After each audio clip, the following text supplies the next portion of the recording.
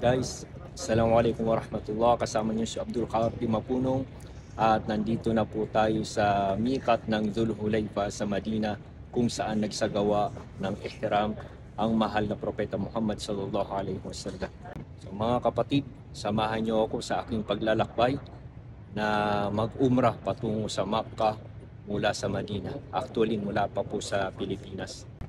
Ito na po yung inaasam ng bawat Muslimin na magsagawa ng umrah sa Makkah. Ito na po ang simula, inshallah.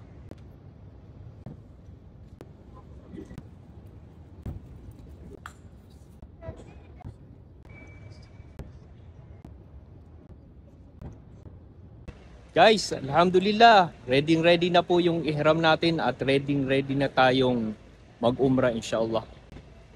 So ito po ang mikat natin. Ito po ang mikat ng Dhul-Hulayfa sa Madina.